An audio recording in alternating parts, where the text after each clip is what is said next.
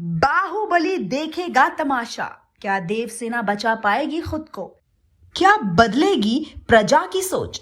दोस्तों, जैसा कि हमने पहले दो पार्ट्स में देखा था कि बाहुबली अपनी सभा में आए एक विवाद को सुलझाने के लिए और राज्य में बदलाव लाने के लिए एक फैसला लेता है। और उसका फैसला ये होता है कि राज्य में सबको समान हक मिले।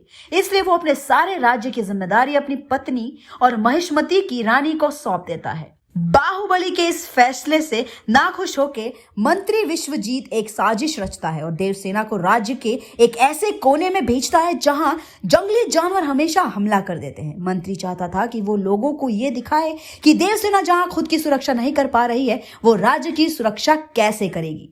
जहां दूसरी तरफ बाहुबली को पता चलता है कि किसी ने चाल चल के देवसेना को राज्य के उस कोने में भेजा है और बाहुबली तुरंत ही वहां जाने के लिए निकलता है जहां देवसेना अकेले बाहुबली का इंतजार कर रही होती है। वहीं देवसेना को अजीब सी आवाज आ रही होती है जंगल से, जिसे सुनते ही वो सतर्क हो जाती है।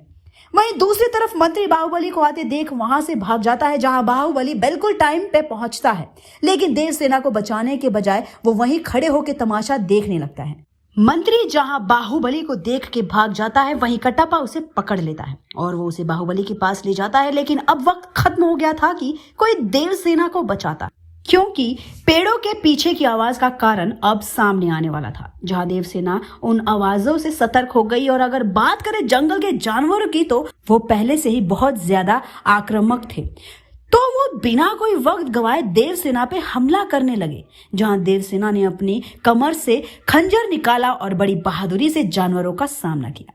और अब पूरे राज्य में ये बात हवा की तरफ फैल गई थी कि देवसेना राज्य के उस कोने में अकेले गई जहां से कोई जिंदा वापस नहीं आ पाया है। देवसेना जंगली जानवरों से लड़ रही थी, वहीं उसे थोड़ी सी चोट भी लगी, जिसे देखकर बाहुबली ने कटप्पा से कहा कि वो रानी की मदद करने चले जाए। लेकिन बाहुबली उन्हें मना कर देते हैं और कहते हैं कि देवसेना अपनी मदद खुद ही करेंगी।